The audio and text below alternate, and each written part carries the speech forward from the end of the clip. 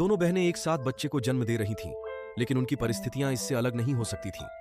बड़ी बहन महल में लेटी हुई थी, जो प्रसव के दौरान उसकी देखभाल करने वाली सैकड़ों नौकरानियों से घिरी हुई थी। इसके विपरीत छोटी बहन कई मीटर भूमिगत एक गहरे गड्ढे में छिप गई, आवाज करने से डरते हुए, क्योंकि उसकी बड़ी बहन का पति यह सुनिश्चित करने के लिए उसका शिकार कर रहा था कि वह अकेले धन का आनंद ले। दुर्भाग्य से भाग्य की कुछ और ही योजनाएं थीं। इसी क्षण तीव्र दर्द के साथ भारी बारिश शुरू हो गई। छोटी बहन के जन्म देने का समय भी तेजी से नजदीक आ रहा था। उसे एक पेड़ की शाखा पर जितना हो सके उतना जोर से काटना पड़ा, इस उम्मीद में कि बारिश के पानी के डूबने से पहले उसका बच्चा पैदा हो जाएगा। अपने हताश प्रयासों के माध्यम से बच्चा आखिरकार अपने पैरों के बीच से बाहर निकल गया। उसने जल्दी से बच्चे को पानी से खींच लिया।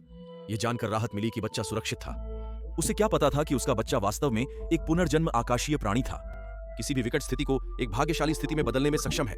उन लोगों के लिए जो इस वीडियो में आए और टिप्पणी अनुभाग में कुछ अनदेखे प्रतीकों के साथ टिप्पणी की, आकाशीय शिशु अपने सभी प्रयासों में उन्हें शुभकामनाएं देगा। इस बीच महल में बड़ी बहन ने भी सफलतापूर्वक एक बच्चे को जन्म दिया।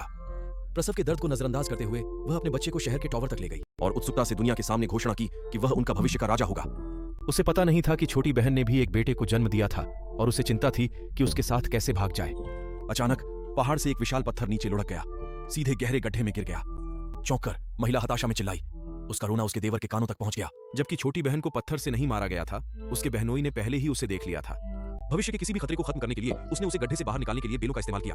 इससे पहले कि बहन किनारे पर अपनी सांस पकड़ पाती, उसके बहनोई ने उस पर वार करने के लिए अपना चाकू उठाया। अपने बच्चे के लिए एक महिला वह मजबूत हो गई। छोटी बहन ने अपनी पूरी ताकत लगा ली और जवाबी हमला करते हुए एक लकड़ी की छड़ी पकड़ ली। जबकि उसका देवर क्षण भर के लिए नीचे था, वह अपने बच्चे के साथ भाग गई।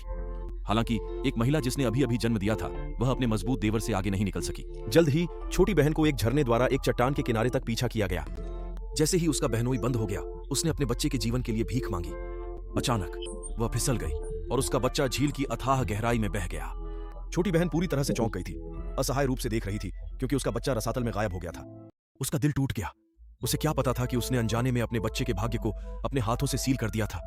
उसका देवर उसके पैरों को बांधने और रस्सी के दूसरे छोर को एक बड़े पत्थर से बांधने के लिए आगे बढ़ा।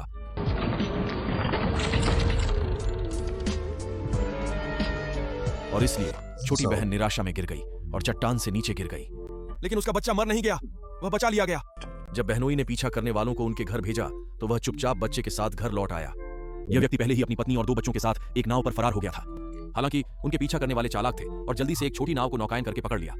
उन्हें देखते ही वह आदमी जल्दबाजी में अपनी पत्नी के साथ नाव के एक कोने में छिप गया।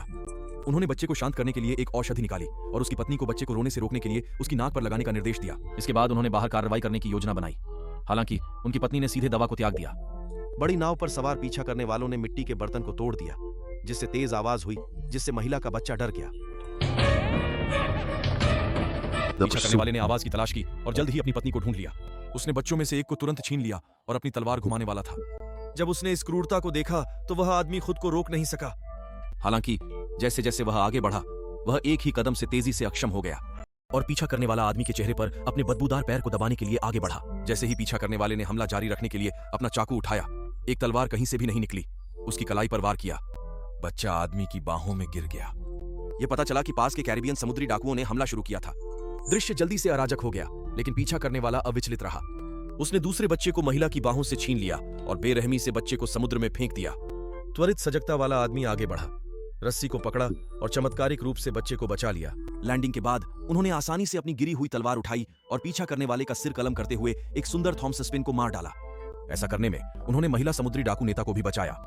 उनकी बहादुरी ने उन्हें महिला समुद्री डाकू नेता की प्रशंसा अर्जित की और उन्होंने अपने निमंत्रण को स्वीकार कर लिया। अपनी पत्नी और बच्चों को समुद्री डाकू गढ़ में लाया। क्या बच्चे जो मृत्यु के करीब के अनुभव से बच गए अपनी मां के लिए बदला ले सकते हैं या नहीं, यह देखा जाना बाकी